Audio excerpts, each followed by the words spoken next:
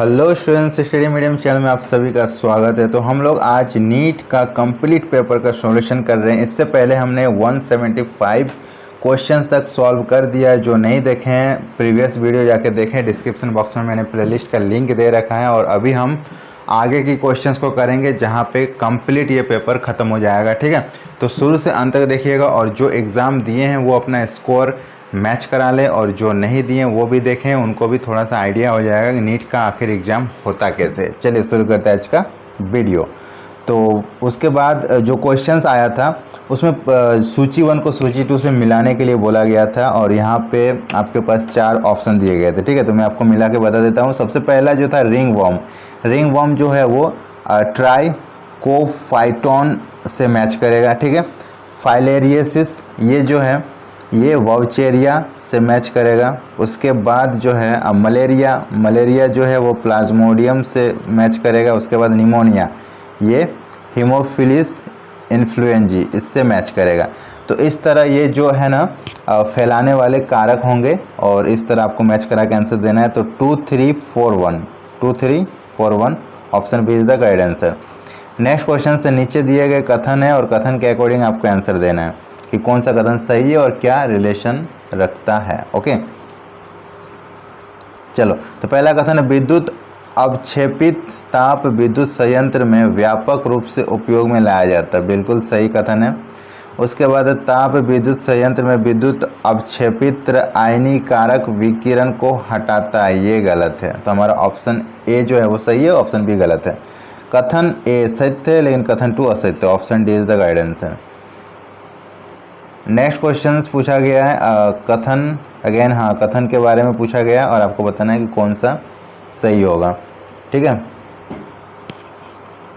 चलो तो पहला कथन है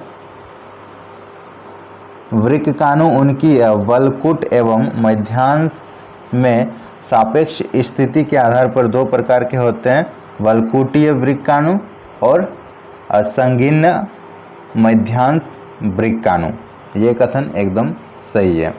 दूसरा जो है वो क्या बोल रहा है, वो जो बोल रहा है वो सन्निहित मध्यांश वृक्काणुओं में हैनले पास छोटा होता है जबकि वलकुटीय वृक्काणुओं में अपेक्षाकृत बड़ा हैनले पात होता है। नहीं, ये ऑपोजिट बोल रहा है, बड़ा नहीं होता छोटा होता है। तो ये ऑप्शन हमारा जो है वो गलत हो जाएगा। तो यहाँ पे देखो ए सत्य है लेकिन आर असत्य है। हमारा option D is the guidance है। ठीक है, नेक्स्ट क्वेश्चन पूछा गया है निम्नलिखित में से कौन सा कार्य कोशिका में साइटोपंचर द्वारा किया जाता है, परिवहन, केंद्रीय विभाजन, प्रोटीन संश्लेषण या फिर गति। साइटोपंचर द्वारा कौन सा काम होता है, तो साइटोपंचर द्वारा होता है गति। ठीक है, मूवमेंट होता है, सेल में जो मूवमेंट होता है वो साइटोपंचर द्वारा होगा।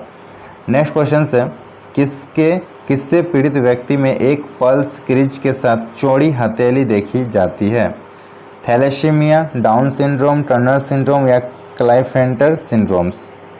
तो इसका करेक्ट आंसर हो जाएगा ऑप्शन बी, डाउन सिंड्रोम में चौड़ी हथेली देखने को मिलेगी। ठीक है, नेक्स्ट क्वेश्चन आपको कथन और कारण दिया गया है। ठीक है, देखते क्या है। पहला जो कथन है वो है प्रोकैरियोटिक में धनात्मक आवेशित डीएनए कुछ ऋणात्मक आवेशित प्रोटीनों के साथ बंध कर एक क्षेत्र बनाते हैं जिसे अकेंद्रकाभ कहते हैं, उसमें रहता है। तो ये बिल्कुल भी सही नहीं है। उसके बाद दूसरा कथन क्या है, यूकैरियोटों में ऋणात्मक आवेशित डीएनए धनात्मक आवेशित हिस्टोन अष्टक के चारों ओर लिपटकर न्यूक्लियोसोम्स बनाता है। हाँ ये सही है। तो हमारा पहला वाला गलत है, दूसरा सही है।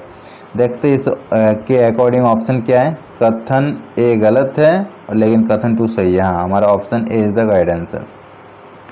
नेक्स्ट क्वेश्चन है सूची 1 को सूची 2 के साथ मैच करना है। ठीक है, ओके मैच करते हैं। पहला क्या है, पी तरंग जो होगा ये अलिंदों का विध्रुवन होता है। ओके, अलिंदों का विध्रुवन। उसके बाद है क्यू तरंग, ये होता है प्रकुंचन आरंभ करता है। उसके बाद है QRS सम्मिश्रण, ये होता है निलयों का विध्रुवन। और उसके बाद होता है टी तरंग, ये होता है निलयों का अवध्रुवन। तो हमारा 3 1 4 2 इज द गाइड आंसर होगा। तो ये हमारा ऑप्शन बी सही होगा। ठीक है, नेक्स्ट क्वेश्चन पूछा गया था निम्न में से कौन सा कथन सही है, आपको सही कथन बताना है। कौन सा कथन सही है? तो पहला कथन क्या है? शैवाल प्रस्फुटन मछलियों को मरने से रोकती है, बिल्कुल गलत कथन है। घरेलू वाहित मल एवं झीलों में वहित मल के सुपोषण बढ़ जाता है, बिल्कुल गलत है, यह भी सही नहीं है। जैव आवर्धन का संदर्भ क्रमिक पोषण स्तर पर अविषाक्त की सांद्रता को वृद्धि का होना होता है, हाँ ये सही है। उसके बाद जल में काफ़ी मात्रा में पोषक का होना शैवाल प्रस्फुटन को रोकता है, ये भी गलत है। तो हमें यहाँ पे सही कथन चूज करना था, तो ऑप्शन सी हो जाएगा हमारा सही, ठीक है। नेक्स्ट क्वेश्चन पूछा गया है कथन 1 और कथन 2, इसमें से बताना कौन सा कथन सही है, ठीक है। कथन में बहुत ज़्यादा क्वेश्चंस पूछा गया। पहला कथन क्या? आरएनए अपेक्षाकृत तीव्र दर से उत्परिवर्तित होता है, बिल्कुल सही कथन है। दूसरा, आरएनए जीनोम एवं छोटे जीवन काल वाले विषाणु तीव्रता से उत्परिवर्तित एवं विकसित होते हैं, यह भी सही है। तो दोनों ही कथन हमें सही लग रहा है, तो हमारा ऑप्शन बी हो जाएगा करेक्ट। नेक्स्ट क्वेश्चन पूछा गया निम्न मानव वंशावली विश्लेषण में कौन सा प्रतीक रिश्तेदारों के बीच मैथुन को निरूपित करेगा, ठीक है। मैथुन को निरूपित करने वाला कौन सा होगा? तो यहाँ पे देखो मैथुन को निरूपित करेगा ये वाला, ठीक है। तो जिन्होंने भी ऑप्शन सी लगाया बिल्कुल सही आंसर है। नेक्स्ट क्वेश्चन पूछा गया मानव मस्तिष्क का भाग जो लैंगिक व्यवहार, उत्तेजना की अभिव्यक्ति, खुशी, गुस्सा, डर इत्यादि को नियंत्रित करता है, उसे क्या बोला जाता है? तो वो जो होगा वो लिम्बिक तंत्र और हाइपोथैलेमस के द्वारा कंट्रोल होगा, ठीक है। तो जिन्होंने ऑप्शन बी लगाया बिल्कुल सही आंसर लगाया है। नेक्स्ट क्वेश्चन से सूची 1 को सूची 2 के साथ मिलाना है, ठीक है। और फिर मिलाने के बाद आपको इस तरह से आंसर देना है। चलो मिलाते हैं। तो समांतर तंत्र वृद्धि ये हो जाएगा सीमित संसाधन मतलब 2। उसके बाद ये जो है वृद्धि प्रातंत्रिकी वृद्धि ये हो जाएगा असीमित के साथ, ये मैच करेगा असीमित संसाधन की उपलब्धता। उसके बाद बड़ी आयु ये हो जाएगा जन पूर्व एवं जन क्षम के साथ मैच करेगा। और स्थिर आयु पिरामिड जो है वो जनन पूर्व आयु के व्यक्तियों के प्रतिस्पर्धा अधिकतम होती है, इसके साथ मैच करेगा, ठीक है। तो इसका करेक्ट आंसर बन के आएगा 2134, 2134, ठीक है। तो option B is the right answer. Next जो क्वेश्चन है उसमें बोला गया है कि कौन सा कथन सही है, बल्क में आंसर देना है, ठीक है। तो पहला जो है शरीर से अत्यधिक शारीरिक द्रव का हस्तांतरण ग्राहियों को बंद कर देता है, बिल्कुल ये सही है। दूसरा है एडीएच मूत्रता को रोकने के लिए जल का पुनर्अवशोषण को सुगमता बनाता है, ये भी बिल्कुल सही है। उसके बाद है एएनएफ वाहिका विस्तारण करता है, ये सही नहीं है। उसके बाद है एडीएच रक्त दाब को बढ़ाता है, नहीं ये भी गलत है। और एडीएच जीआरएफ में कमी के लिए उत्तरदायी है, ये भी गलत है। हमारा जो सही हो जाएगा ए और बी, तो ए और बी ओनली सही है, ठीक है। नेक्स्ट क्वेश्चन है कार्डेटा के संदर्भ में कौन सा सही कथन आपको बताना। मध्य पृष्ठ ठोस एवं दोहरी तंत्रिका रज्जु की उपस्थिति, नहीं ये गलत हो जाएगा। उसका बाद बंद परिसंचरण तंत्र की उपस्थिति, हाँ ये सही है। उसके बाद है अग्रसनी में युग्मित क्लोम छिद्र की उपस्थिति, ये भी सही है। पृष्ठ हृदय की उपस्थिति, नहीं ये गलत है। और त्रिकोरिक कूट गुहिकीय प्रणाली, ये भी गलत है। तो हमारा बी और सी सही हो जाएगा, ठीक है। तो बी और सी कार्डेटा के लिए एकदम करेक्ट है ऑप्शन सी। नेक्स्ट क्वेश्चन से निम्नलिखित में से कौन से तिलचट्टे की लैंगिक द्विरूपता का विशिष्ट लक्षण है। ऑप्शन ए गुदीय लूम की उपस्थिति, गहरा भूरा शरीर का रंग एवं गुदीय लूत गुदा सूख की उपस्थिति, या फिर कटक की उपस्थिति। तो इसका करेक्ट आंसर हो जाएगा ऑप्शन सी गुदा सूख की उपस्थिति, ठीक है। चलो नेक्स्ट क्वेश्चन से कथन 2 है और आपको कथन दोनों में बताना कौन सा सही है कौन सा गलत है।